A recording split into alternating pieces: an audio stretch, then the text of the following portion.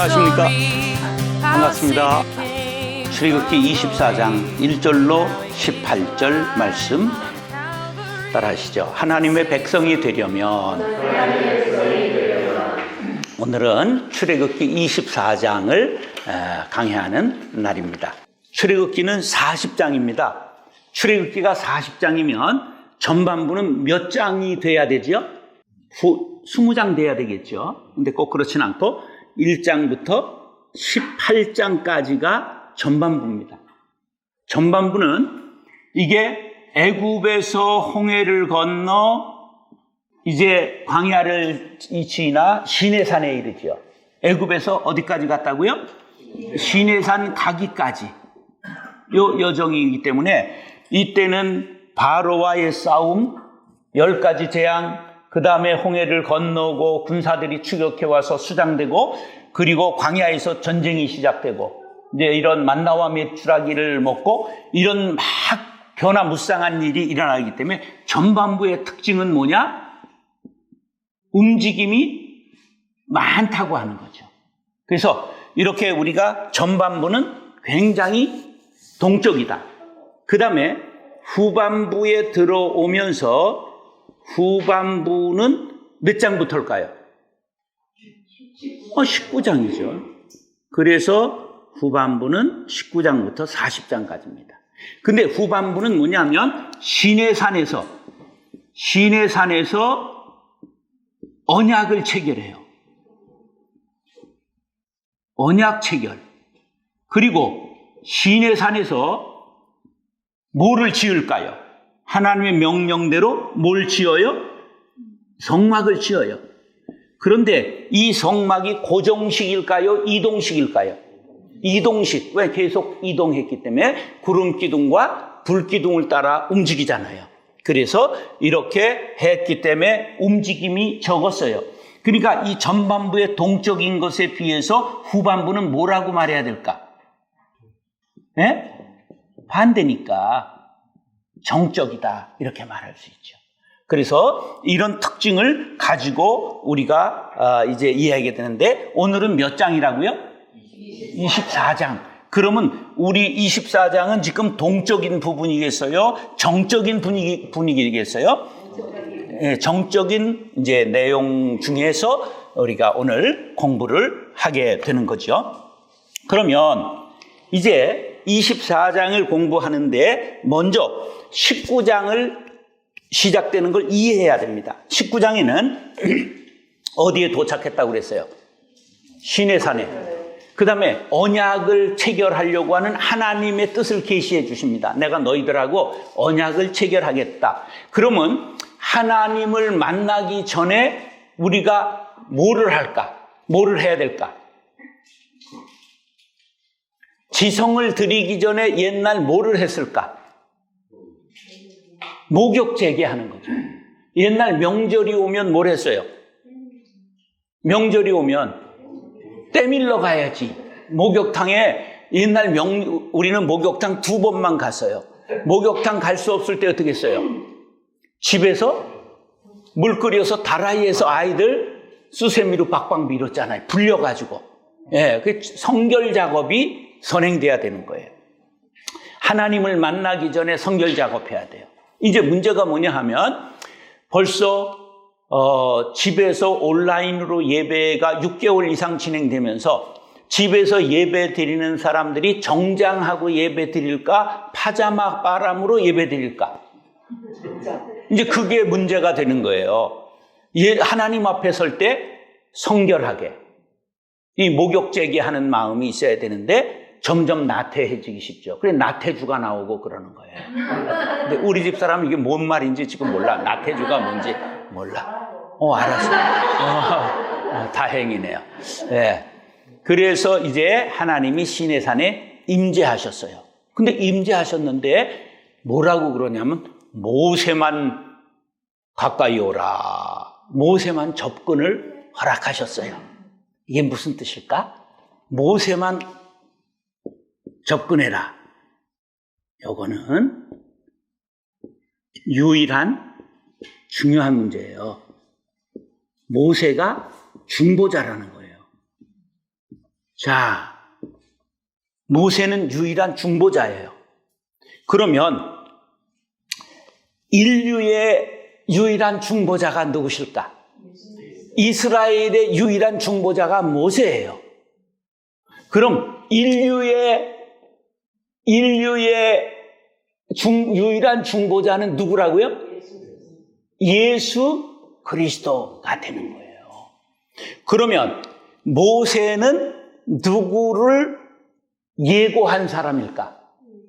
예수님을 예고한 사람이에요. 이걸 예표적인 인물이다. 미리 보여줬다. 미리 나타났다. 예표적 인물이다. 그림자다. 이렇게 말해요. 그러면 그 증거가 어디 있느냐? 히브리서 3장 5절로 6절에 있어요. 히브리서 3장 5절로 6절 중요합니다. 보세요. 모세는 장래에 말할 것을 증언하기 위하여 하나님의 온 집에서 종으로 신실하였고 그랬어요. 자, 모세는 지금 이스라엘에게 유일한 중보자인 동시에 장래에 오실 예수님을 증언하기 위하여 종으로 부름받은 사람이다. 할렐루야. 이걸 무슨 사건? 예표적 사건. 영화로 말하면 예고편. 네, 맛배기. 그런 거예요. 자, 그 다음에 히브리서 3장 6절에 이래요. 그리스도는 하나님의 집을 맡은 아들로서 그와 같이 하셨으니, 유일한 중보자가 되셨으니, 아들로서, 여긴 종으로서, 여긴 뭐라고요? 아들로서. 그게 격이 다른 거예요. 여긴 종으로, 여기는 아들로. 이게 히브리서는 굉장히 중요한 신학서적입니다. 그래서 목회자들이 히브리서를 통달해야 이게 아주 중요한 신학이 서게 돼 있어요. 자, 그러면서 이렇게 모세를 만나서 뭐를 주실까? 20장에 출애굽기 20장에 중요한 십계명이 나오는 거예요. 십계명이 바로 20장에 나오는 거예요. 십계명은 우리가 잘 알다시피 전반부는 1계명부터 4계명. 누구에 대하여? 하나님께 대하여. 그래, 대신계명. 두 번째는 5로 10. 누구에 대하여? 인륜에 대하여. 사람의 대인계명. 그래서 바로 이 전반 예수님이 마태복음 22장에서 뭐라고 그랬어요? 마태복음 22장에서 두 계명을 얘기를 하셨잖아요. 첫째는 하나님을 사랑하라. 둘째는 내 이웃을 내 몸과 같이. 요새는 내 자신과 같이 이렇게 번역됐어요. 내 몸과 같이 사랑하라. 이렇게 22장 37절로 40절에서 말씀하신 거예요. 그래서 우리 예수님이 요약의 명수이시다. 자, 그런데 이 십계명은 모든 율법, 모든 법의, 세상 법의 모법이에요. 예. 십계명이 뭐라고요?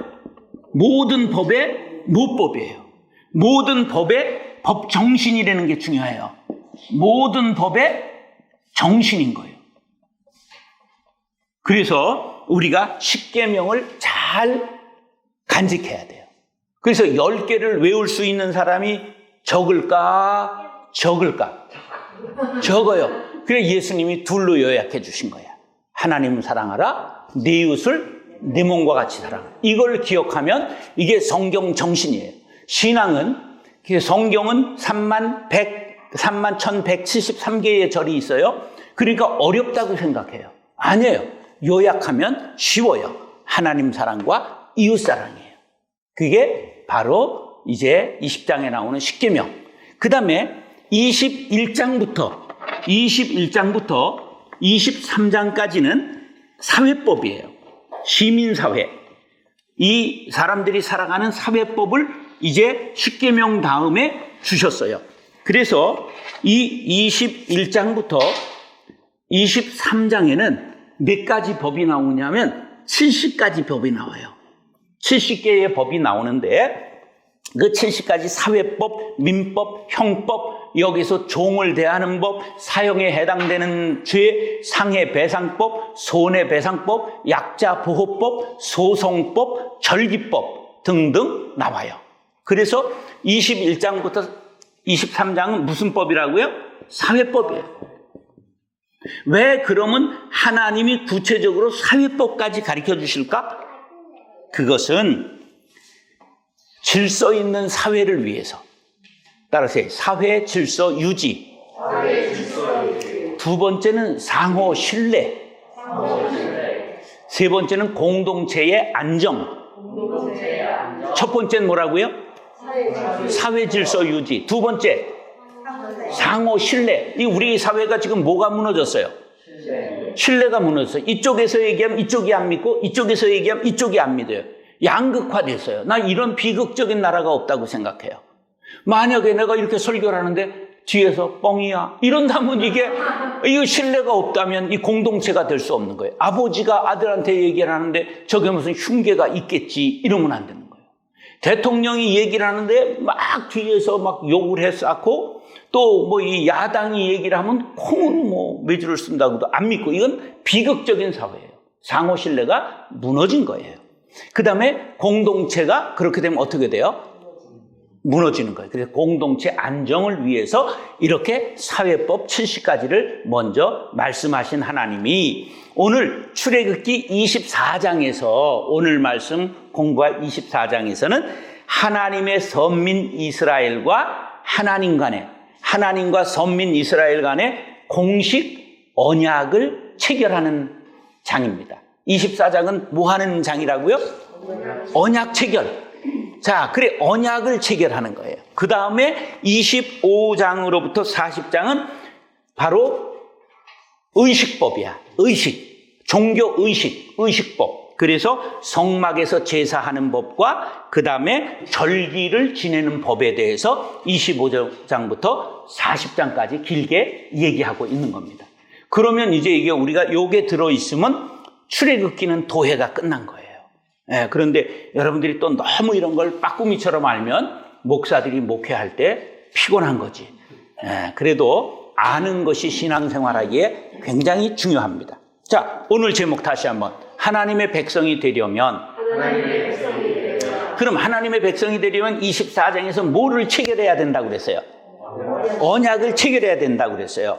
자, 하나님의 백성이 되려면 뭘 체결해야 된다? 언약을 체결해야 돼요. 그러면 언약을 체결하려면 어떻게 해야 되나 하는 것을 지금 말씀드립니다. 따라서요. 내용을. 첫 번째가 뭐냐면 내용을 어떻게 해야 될까? 잘 알아야 되죠. 그러니까 들어야 돼요. 이것을 두자 한자로 말하면 뭘까? 경청이죠. 그래서 내용을 잘 숙지해야 된다. 바로 경청해야 되는 거예요. 신앙생활을 잘하는 사람이 어떤 사람일까? 그러면 말씀에 경청하는 사람이 신앙생활 잘하는 거예요. 인생에 성공하는 사람들의 특징이 뭘까? 남이 듣지 않는 소리를 듣는 거예요. 자, 이게 시인이 되고 자연과학자가 되는 건 뭘까? 자연의 소리를 듣는 거지.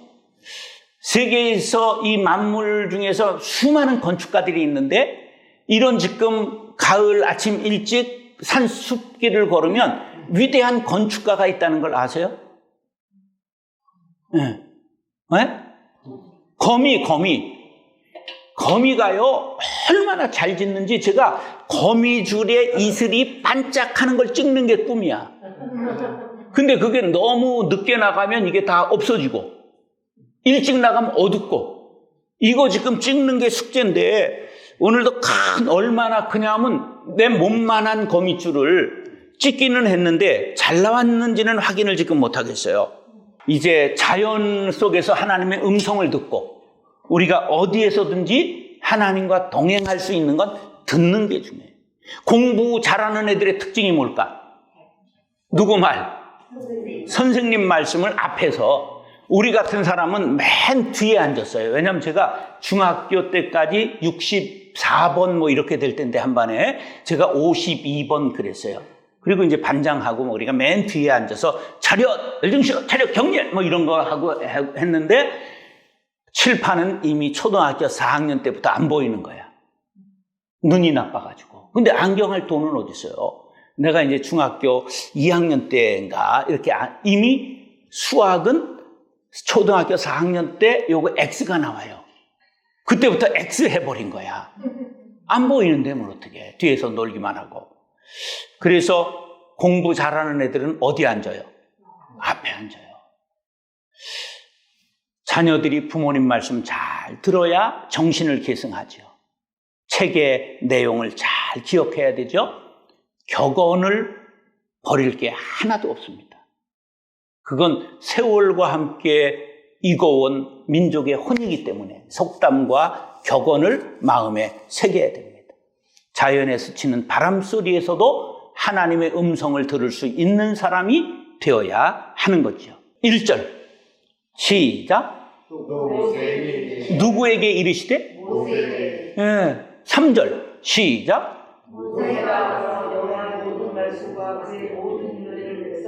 자, 모세가 하나님의 말씀을 1절에서 들었잖아요.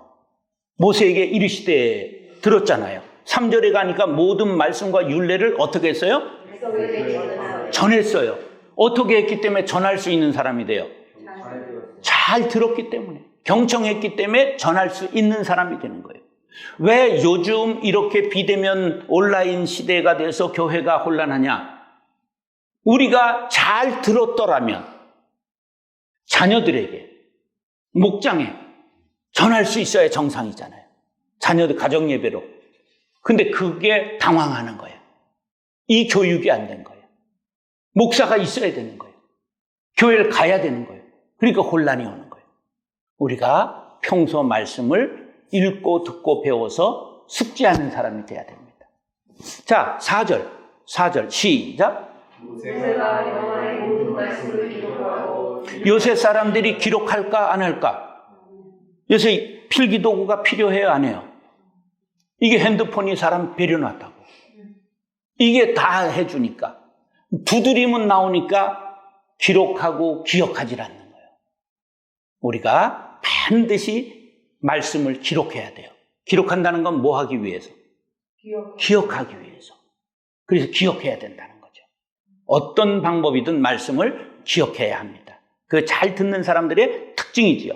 성경에 사울 왕이라는 사람이 사무엘상 15장에 보면 왕이 될 때는 모든 사람들보다 머리가 하나 더 하고 준수했어요. 하여간 성경에 아름답다 이렇게 나오는 법이 없어요. 그럼 몇 사람밖에 안 나오는 거예요. 그러니까 엄청나게 잘생긴 거예요. 우리나라 사람은 배우로 말하면 누굴까?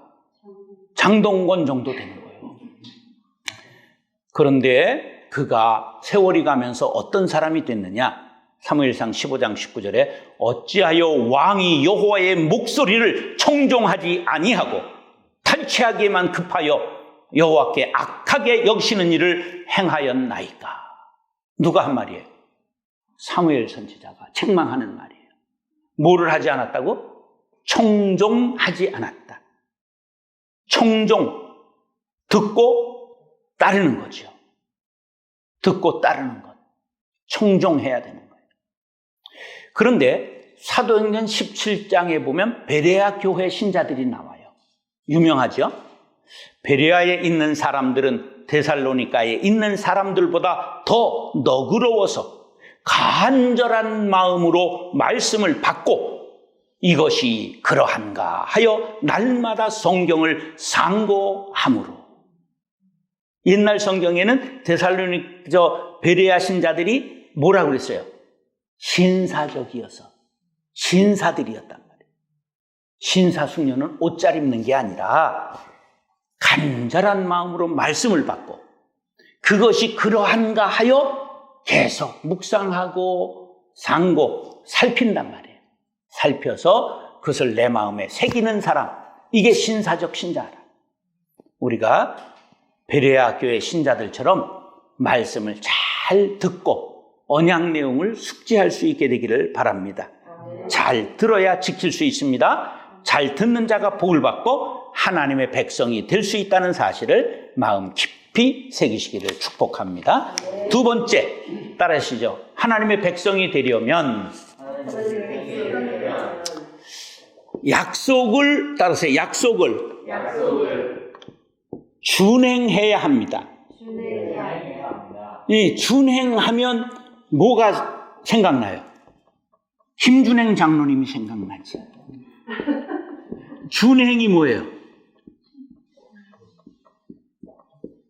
이게 굉장히 중요한 단어입니다. 이게 기준, 표준을 말하는 거예요. 기준이나 표준에 맞게 행동하는 사람. 기준이나 표준에 맞게 행동하는 사람. 이게 약속을 준행하는 사람이에요. 그래서 약속을 준행해야 한다. 예. 3절 다 같이 읽겠어요.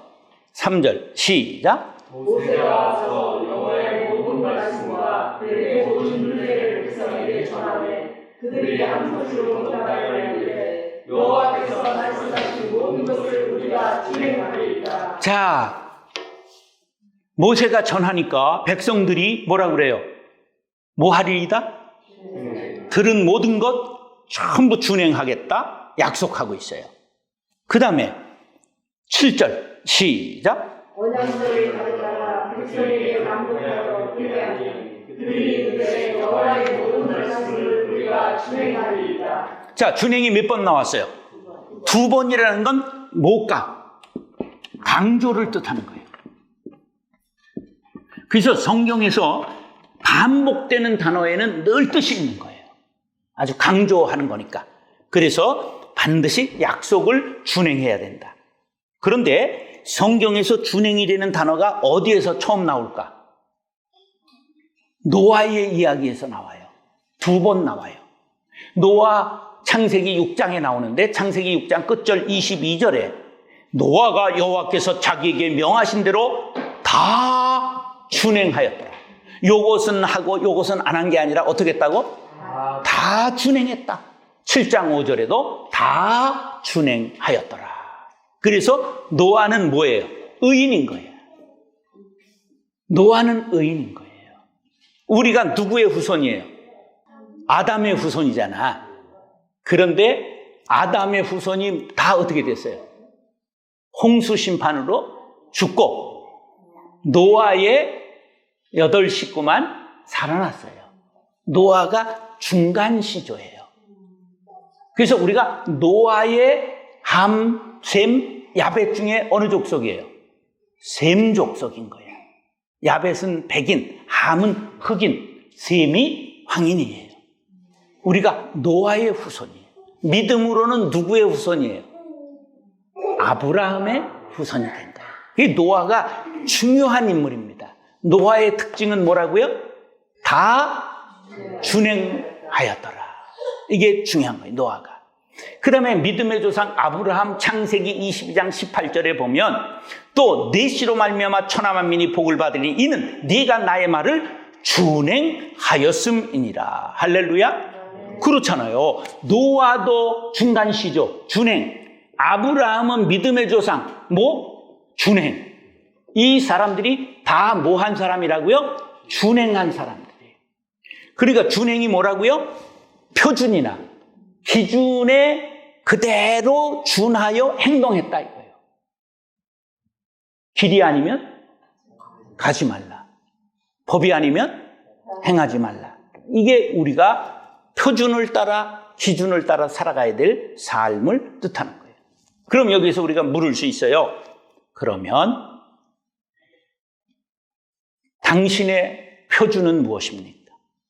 당신의 기준은 무엇입니까? 이게 분명해야 돼요. 내가 물으면 여러분들은 뭐라고 답변하셔야 되는 변치 않는 하나님의 말씀입니다. 그렇게 답변해야 돼요. 여러분의 표준은 무엇입니까? 여러분의 기준은 무엇입니까? 그렇습니다. 우리 그리스도인의 표준, 우리 그리스도인의 기준은 변치 않는 하나님의 말씀이지요. 근데 세상 사람들이 믿음 생활 오래 했다고 해도 하나님의 말씀이 표준이에요? 아니면 자기 생각이 표준이에요? 그걸 아집이라고 그래요. 고집이라고 말해요. 그거는 멸망에 이르게 되는 거죠. 자, 표대라고 하는 건 사람이 여기쯤 오면 여기로 가고 요쯤 오면 여기로 가고 이런 표대예요, 아니에요? 표대는 변함이 없어야 되는 거예요. 표대가 변하는 거 있어요. 부평초 같은 표대가 있어요. 바다 위에 표대 있죠. 응? 바다 위에 표대 있어요. 그래서 막 수영해가지고 거기를 가면 이게 밀려가네. 이런 인생은 결국은 무슨 인생이 되느냐? 뿌리 없는 부평초와 같은 인생이 되는 거예요. 물 위에 떠돌아다니는 식물을 뭐라고 그래요? 부평초라고 그러는 거예요. 불의 옥잠 이런 거 있죠? 그런 거예요. 예, 우리가 반드시 흔들리지 않는 표준, 기준은 영원하신 하나님의 말씀입니다. 그래서 말씀을 가하거나 감하면 돼요, 안 돼요? 다시 말씀을 가감하면 안 됩니다. 이게 성경의 결론이에요. 말씀을 가감하지 말라가 어디에 나와요? 요한계시록 끝장 22장 끝절에 나와요. 18절 19절인데 이렇게 나와요. 예언의 말씀을 더하는 자에게 내가 뭘 더하겠다고? 재앙을 더하고, 예언의 말씀을 제하는 감하는 사람에게는 생명나무와 및 거룩한 성의 참여함을 제하여 버리리라. 예언의 말씀을 가하는 사람에게 재앙을 더하고 감하는 사람에게 생명책에서 이름을 제한다. 천국에서 지옥으로. 그런 거예요. 그러니까 말씀을 가감하는 게 얼마나 무서운 줄 알아야 되는데 요새 한국에 이것이 벌어지고 있어요. 한국 교회 안에. 무슨 문제일까? 동성애 문제예요. 지금 우리나라에서는 국회의원들 중에 진보적인 사람들이 차별금지법이라고 하는 거를 만들어서 소수자들 이런 사람을 차별하면 안 된다. 말이 좋아요, 나빠요? 약자를 차별하면 안 된다. 말 좋죠? 근데 거기에 뭐가 껴있을까? 동성애자들이 껴있는 거예요. 끼워넣기야 이게.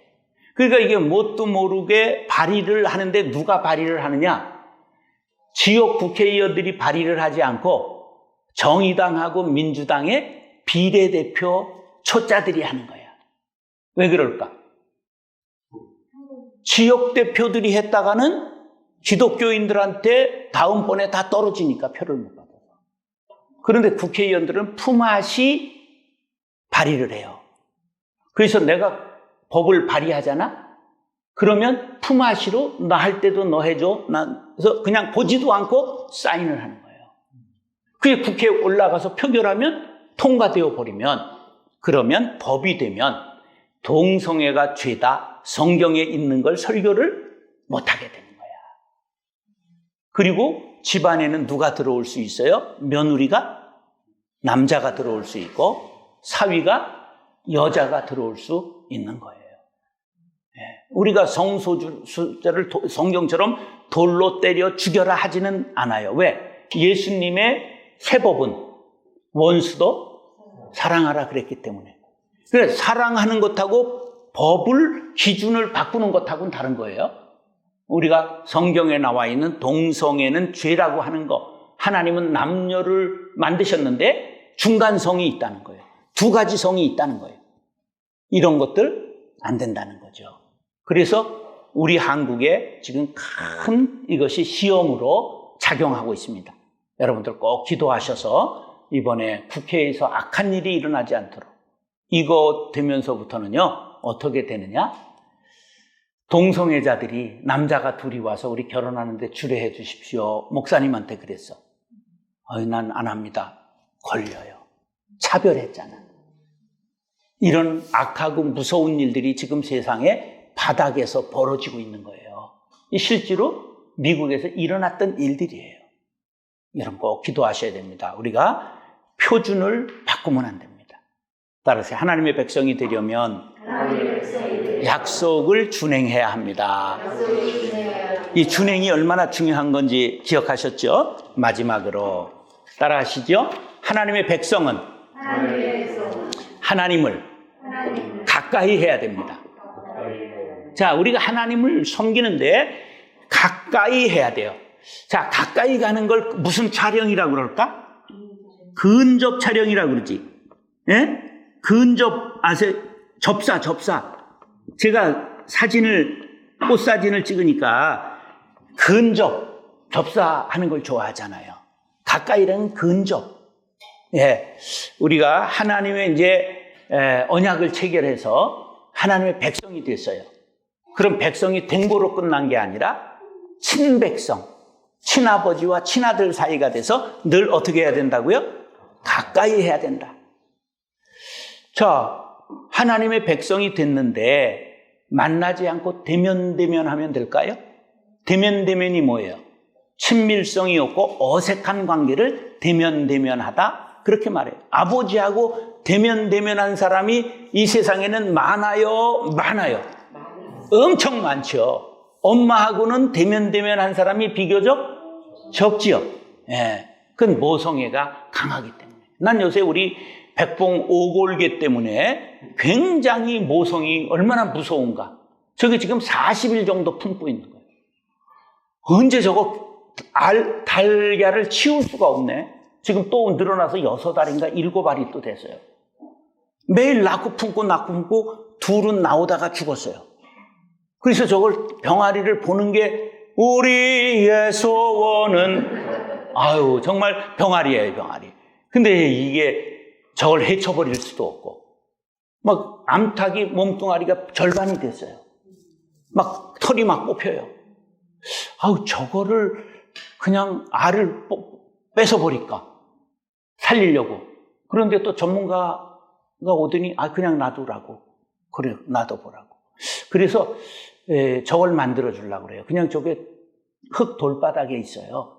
그래서 이렇게 바구니를 해가지고 거기에다 볏짚 이렇게 해서 깔아줘 보려고 그래요. 그리고 옮겨가지고 좀 따뜻하게 해줘 보려고. 그래서 어제 영상을 봤어요. 그렇게 해야 되겠다. 그렇게 해서 다시 한번 살려보려고 그럽니다. 자, 하나님을 아버지로 섬기는 사람은 친자녀가 돼야 됩니다. 하나님의 자녀들이 우리가 그리스도인들은 하나님의 자녀들이에요. 하나님의 자녀들 이런 찬양이 있죠. 우리가 하나님의 자녀들이에요. 그럼 하나님을 가까이 해야 되는데 첫 번째 따라서 성별된 생활. 하나님을 가까이 하려면 어떤 생활을 해야 돼요? 8절에 나와요. 8절 시작. 모세가 그를 가지고 백성에게 소리하여 이르되 이는 여호와께서의 모든 말씀에 대하여 너희와 해주시고 되리라. 우리를 깨끗하게 하는 건 뭐밖에 없어요? 예수의 피밖에 없는 거예요. 우리를 성별하게 하는 건 예수의 피밖에 없어요. 날마다 여러분 보혈의 은혜를 덧입게 되기를 바랍니다. 그 다음에 두 번째로 이것이 빛된 생활을 해야 돼요. 성별된 생활은 무슨 생활이라고요? 빛된 생활. 이걸 빌립보서 2장 15절은 뭐라고 그러냐면 이는 너희가 흠이 없고 순전하여 어그러지고 거스리는 세대 가운데서 하나님의 흠 없는 자녀로 세상에서 그들 가운데 빛들로 나타내기 위함이다. 이렇게 말하고 있어요. 그래서 하나님께 가까이 가려면 성별돼야 돼. 성별은 뭐로만 된다? 언약의 피, 예수의 피밖에 없다. 그 다음에 그러기 위해서는 빛된 자녀가 되어야 된다. 세 번째로는 교제 생활을 해야 됩니다. 하나님하고 교제해야 돼요. 그래서 12절에 보면 너는 산에 올라 내게로 가까이 와서 거기 있으라 하나님이 초청해요.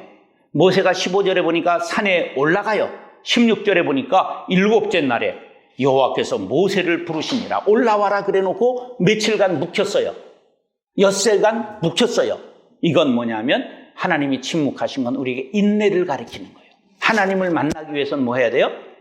인내. 하나님과 교제하려면 음성이 안 들려도 엿새 동안 와서 무릎 꿇는 인내가 있어야 돼. 하나님 앞에 와서 시간을 드려야 되는 거예요.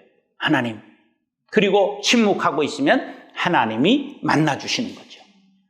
자, 그래서 이제 18절 마지막 시작.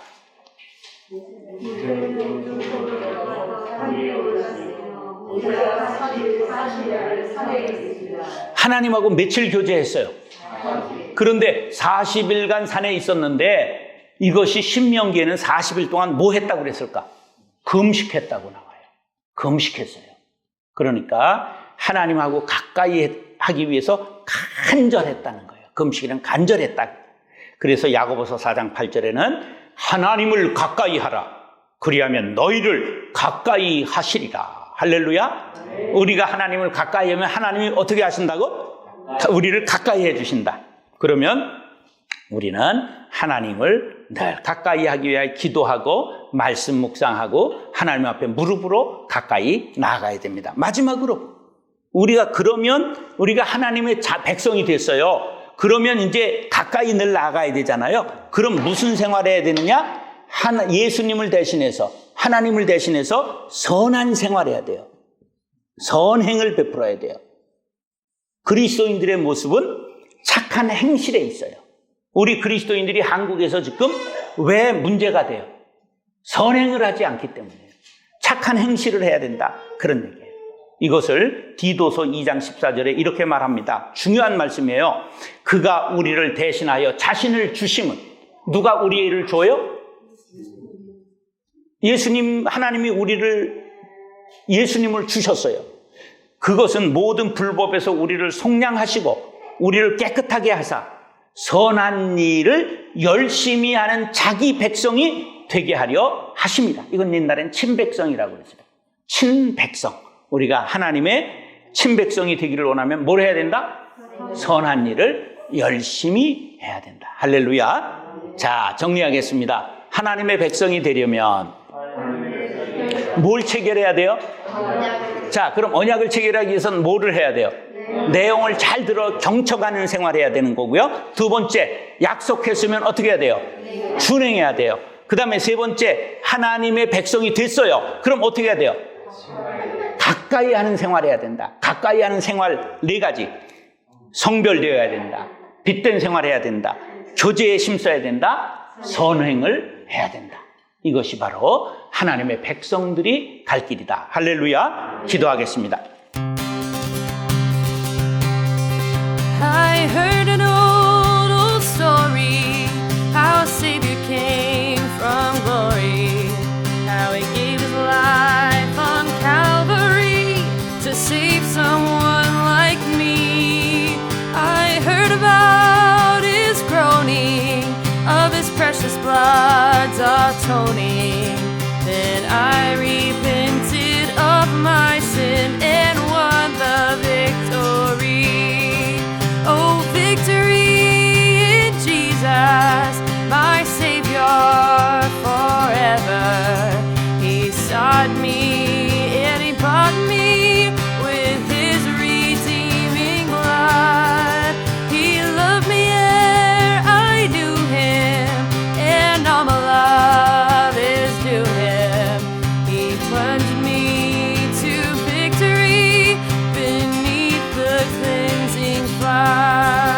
I heard about His healing, of His cleansing power revealing, how He made the lame to walk again and caused the blind to see. And then I cried, dear Jesus, come and heal my brother.